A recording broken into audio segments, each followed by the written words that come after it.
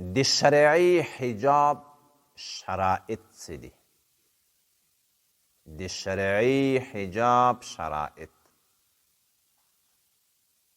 اوس خو هغه ښځو چې هغه تور بلا په سر کړی څه یا تور، بیا هغه ته دی حجاب وایي. دا اوس حجاب د رښتیا او که دا یو د فسق و د فساد لباس ده، شیطان خلقو ته ور زده کړی وای، دا نوم پې کېدی د حجاب. دې باندې غور پکار ده. ډېر وخت کې یو لباس اصلا د زینت لباس، داسې لباس چې جالب لباس د خلقو نظر طبیعت را جلبوي، یعنی اساس و بنیاد د فتنې همدا لباسي. خو لیکن دلته د شیطان لخوا خلقو ته رهنمایي سوي چې حجاب، اته حجاب نوم پرېښودل سوی، بس خلق استعمالوي. د شرعي حجاب شرائط څه شی دي؟ یو شرط یې دا ده چې دا لباس، دا شرعي حجاب دی به ساتر لپاره د ټول بدن وي. د دې ښځې به ټول بدن پټوي. یدنین علیهن من جلابیبهن. دوهم شرط یې دا ده چې دا به پنډوالی لري، نری به نه وي، نری. نو که یوه ښځه داسې لباس واغوندي چې هغه رقت، نرموالی، نریوالی ولري او د هغې ښځې وجود ترې ښکاره سي، ویښتان یې ترې ښکاره سي، دا هم حجاب نه بلل کېږي. ځکه د حجاب اصلي غرض، اصلي مطلب هغه دا ده چې د اجانبو د نظر مخنیوی وکړي، د اجانبو د رؤیت مانع جوړ سي، چې ښځه پټه سي پکې. نو دا لباس چې په داسې اندازه باندې نری وي چې د ښځې اعضا وي او یا د ښځې ویښتان مثلا دا ترې ښکاره کېږي، دا بلکل حجاب نه بلل کېږي.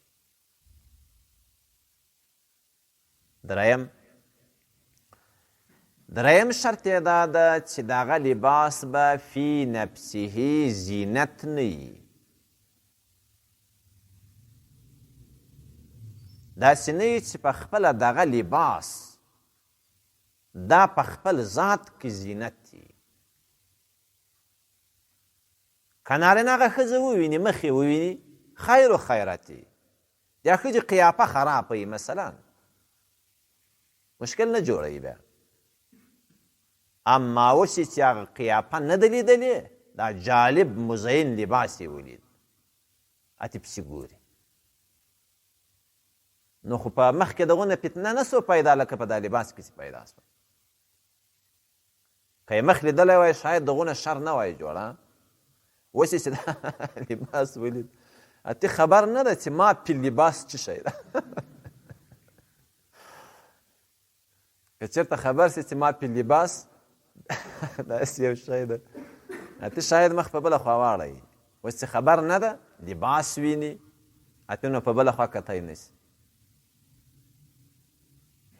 نو د شرعي حجاب دریم شرط دا ده چې دی باید فی نفسه زینت نه وي، چې جالب الوان ولري، په جالب کیفیت باندې جوړي او انظار د خلقو را جلب کړي. نو خو درته وایم چې اصلا فتنه دغه شی.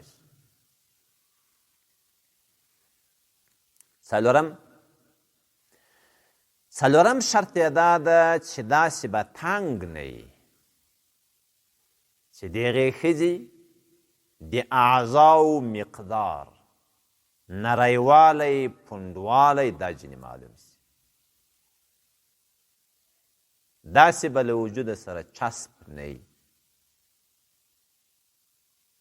چې که څوک ورته وګوري اتې پوهېږي چې دغه یې په دغونه اندازه نری جای دا یې په دې اندازه باندې پنډ جای دا جای مزی دا جای ډنګر داسې داسې او د عسکرو درې شوي څه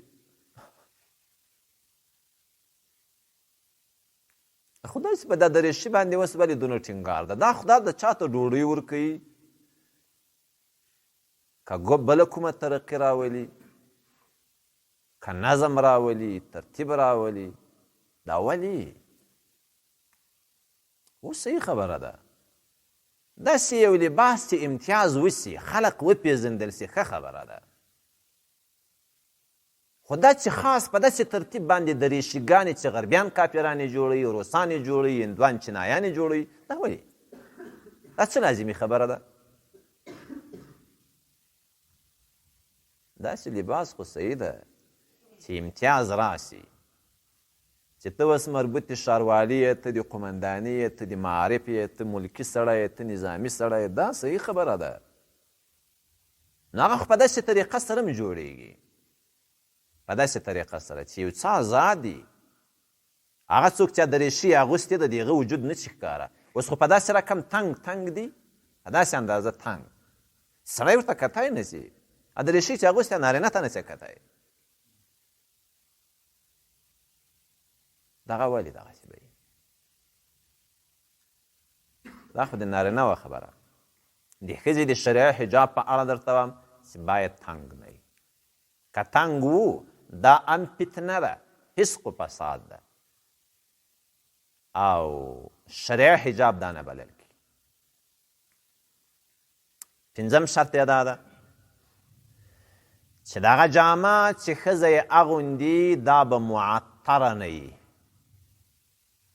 څه شی به نه وي معطره که داسې و چې ښځې دغه لباس اغوستی و او هغه و معطر دا په خپله یوه نوع تحریک د رجالو ته دا حجاب خو د دې لپاره نه ده چې خلق په فتنه اخته شي چې فتنه هم دا حجاب جوړ کړي دا د دې لپاره ده چې د فسق و د فساد د شر د بدکاري بې حیایي مخنیوی وشي نو که داسې و چې په خپله دې لباس فتنې جوړولې بیا هغه حجاب کیدی نه شي هغه ته د سړی حجاب نه وایي هغه ته د فتنه ووایي هغه ته د فسق و فساد وایي. شپږم شرط یې دا ده چې دا لباس چې ښځه یې اغوندي دا شرعي حجاب په دې کې به مشابهت له رجالو سره نه وي دا رقم هغه لباس به نه وي چې نارینه یې اغوندي تشبه بالرجال دا به نه وي پکې لغه قبیلې د لباس هغو لباسو څخه به نه وي کوم چې نارینه یې اغوندي دا شپږ شرایط که چېرته وو صحیح خبره دا هغه ضروري شرایط دي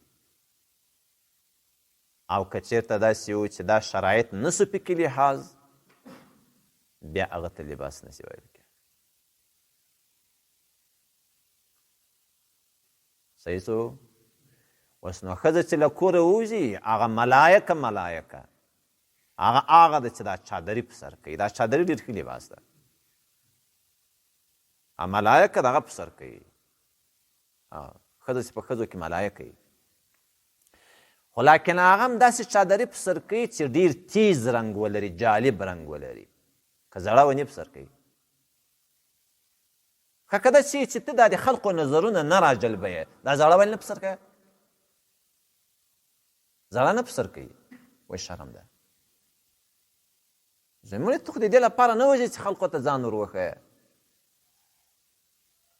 نه ما بزرګه بیا دغسې چې چادري په سر کوي نور خو هغه لباس په سر کوي اغوندي چې هغه سراسر فتنه ده بزرګه یې دا چادري په سر کوي خو دا بزرګ هم چې چادري په سر کوي که یې رنګ لیک سره پیکه و خلقو نه ورته کاتو هېڅ یې نه په سر کوي بیا خامخا باید داسې جذاب رنګ ولري بیا چې هغه په سر کوي بیا څه کوي؟ بیا دغه د مخې خوا څه ده؟ د مخې خوا دا داسې واړوي، داسې اړولي یې داسې اتې روانه یې داسې دا د خدای دښمنان دا فساتیان دا شریران دا بدکاره ښځې. اتې چادرې ته ښه څه لپاره در افسر کړی؟ اتې غاټ مخ درته رایستلی ټول خلق اتې ورته چادرې هم په سر ده که نه؟ نو یې د چادرې رنګ ته چې وګورې هغه د خلقو طبیعت را جلبوي، نظر را جلبوي، بل دا یې بیا دې داسې اړولی پسې نه خو هېڅ دی کار ته یې واچوه ته خو به جنې خلاصه یې. الله پاک دې رحم وکړي. د شیطان لاره یې نیولې، د شیطان ته کولی شي بیا هغه خپل خوب وکړي، دی د شیطان کار کوي، صفا سوتره د شیطان کار کوي. یقیني دغه لباسونه چې دي دا خو په دې رقم خطرناک لباسونه دي. ما درته وویل چې که چېرته یو څوک چې الله د هغه په زړه کې الله پاک د ټول مسلمانان وساتي مرض یې ښیي د بدکاري، که چېرته هغه د هغه ښځې قیافه وویني دغونه شر او فتنه نه جوړېږي، ځکه د هغې قیافه به جالبه قیافه نه وي. خو چې اوس یې خپله قیافه په هغه فتنه کې پټه کړې په لباس کې، هغه لباس یې اغوستی تر قیافې هغه لباس ډېر خطرناکه ده. اتې بس خلق پسې ګوري، خلقو په زړه کې ځای ونیسي، اتې یې والله زله زړونه وځي. نو خو فتنه سوه که نه، دا لباس فتنه سوه. اتې چې شیطان بیا هغه مفروض یم چیرې په سایمان کې چېرته مردار سوی، دی د شیطان په ځای باندې بلکل کافي کار کوي.